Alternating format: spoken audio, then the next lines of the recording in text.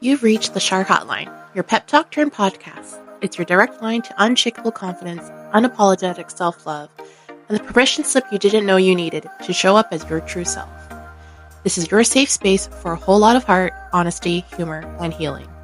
I'm your host, Char, a self love and confidence coach, your compassionately candid hype woman, and a woman of color on a mission to help you ditch the BS, cultural conditioning, your own self doubt, or what society or your family says you should be. Together, we'll figure out what it means to embrace your true self, get out of your own way, set boundaries, and live a fulfilling life on your terms.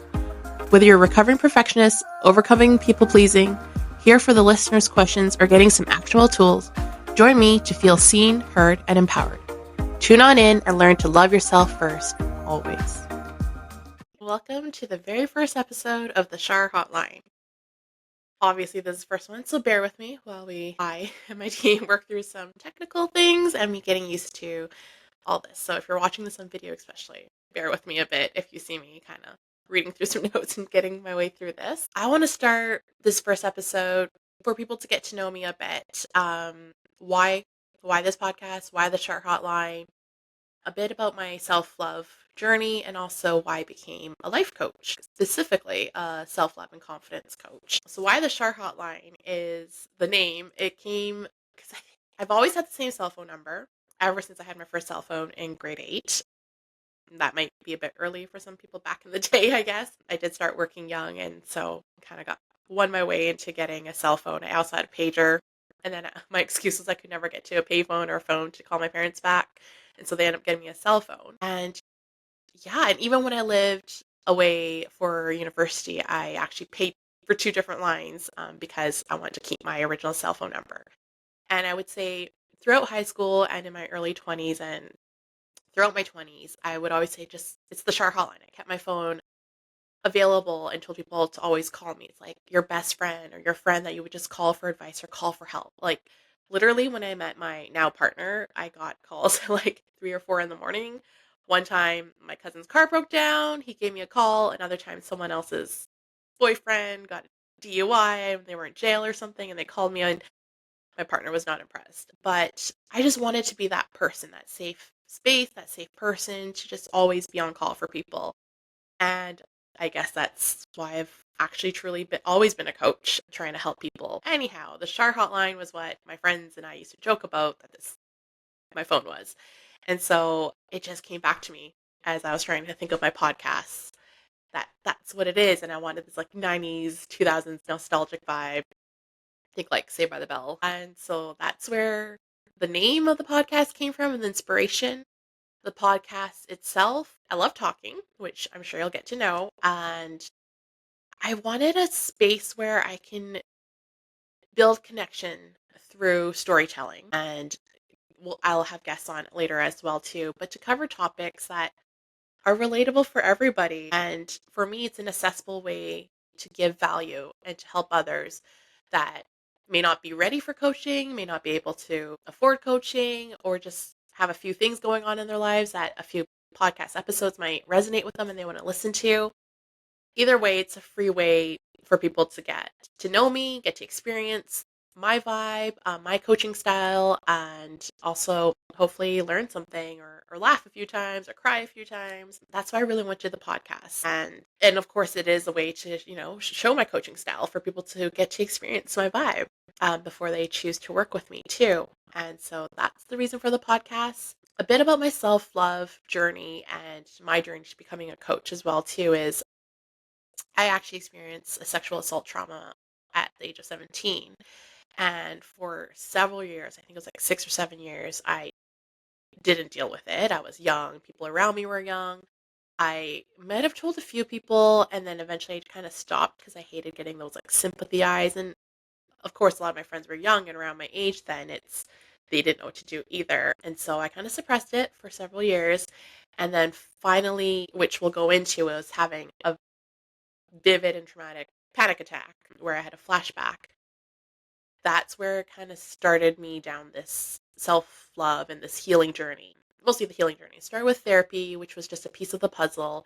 And ultimately it was all more a support system, people around me, coaches, coaching, and a lot of self-reflection that helped me really heal. And of course, it's an ongoing process, but it helped me heal to a very not complete, but good place where I had just fierce self love and confidence in myself, where I could then really learn to make decisions for myself and not based on the influence or expectations from others or society or family, external factors outside of myself. And that's when I attracted and manifested my first and only healthy romantic relationship. I think I was about 25. And that's my now partner that we've been together for 11 years. We've been married for, I don't know, since 2018. And I can't do math. And we have two little kiddos, a 1-year-old and a 5-year-old. And another turning point of my coaching journey, I would say, I guess the first turning point was more about my healing and self love journey. The second turning point, what put me down the path of becoming a life coach, was after we got married. We got married in Hawaii and we honeymooned in Hawaii. And then we came home. I'm in Canada. And I thought it was just post vacation blues. But then it went on and on. And then we went into the new year and it was still happening. And so I did even more self reflection, a lot of podcasts, reading, talking to people, informational interviews, and then watching Big Little Lies, the HBO show. Something it was just the timing maybe. It hit me that I really want to help women trauma survivors to help them get out of the survival mode. And then I then realized also some people don't ever get out of their trauma or survival mode, or it takes them a very long time. And I realized I have this gift and I really want to be able to help others to get to where I feel I've confidently gone and where I'm like really fulfilled and happy in my life. And, nothing's perfect, which we'll go into that's arbitrary and subjective. But I was really happy at that time in my life. It was just work wise, career. What was that? And so that turning point turned into finding coaching as my calling and something I really want to do, but also realizing that my life's trajectory and journey that I've taken professionally and career wise was really based on the narrative that I was raised with no resentment, which that's like a deeper episode we'll go into. Um, but go to school, get good grades, go to university, get a good job, get a good paying job, and I'm a child of Chinese immigrants. Both my parents are from Hong Kong. My sisters and I are born and raised in Canada. And I just kind of followed that path and then I think that's when it hit. I was like, after that post vacation blue that dragged on, I was just like, what can I do to make money and a good living and good money as per my immigrant parents, but doing something I love and doing something that can create a positive impact in the world and doing something that I can help others, which to me was like, oh, doesn't everyone want to help people? Apparently not, especially if you ask my partner. So for me, I really wanted to do that. And it was, you don't know what you don't know. Coaching wasn't a thing, obviously, when I was younger and in university, or it wasn't as predominant. And now it was gaining more and more popularity.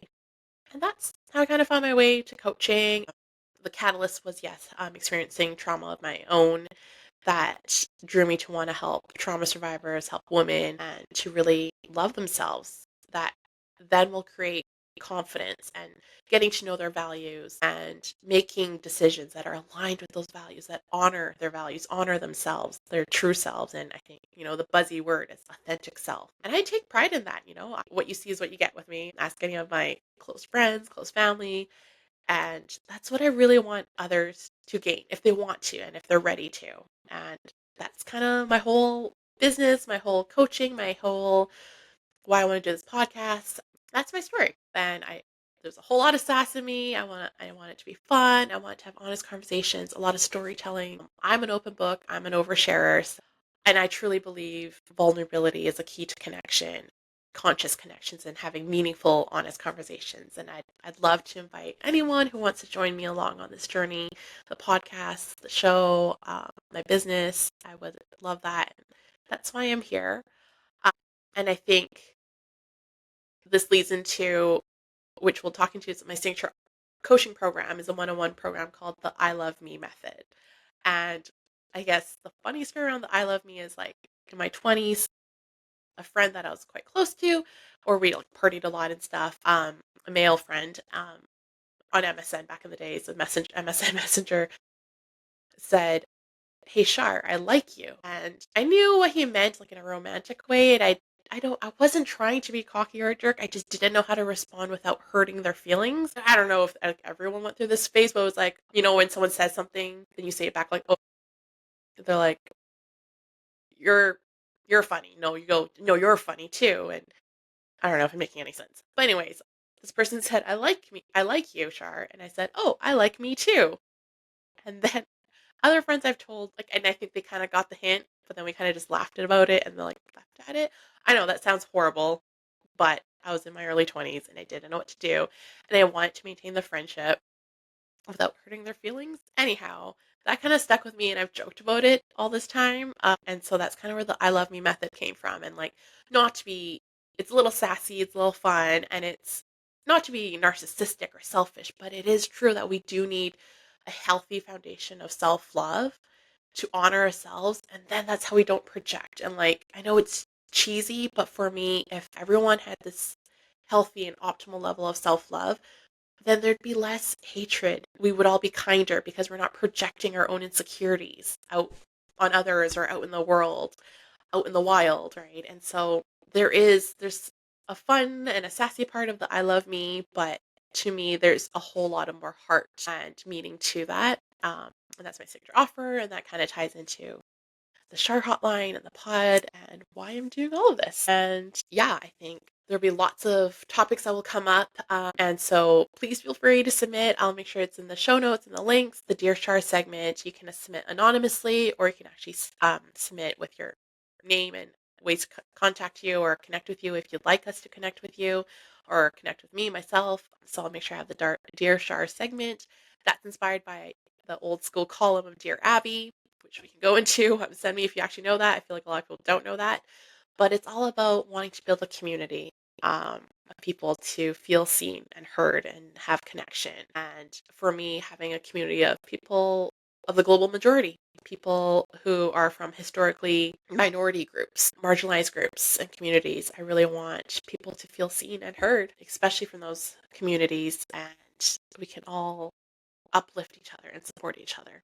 Anyways, I feel like I'm going on a rant, so I'm going to end this first episode now. And please, please, please send me your thoughts, feedback, or anonymous questions to Dear Char. And I'd love to hear more from people and build this community that I dream of.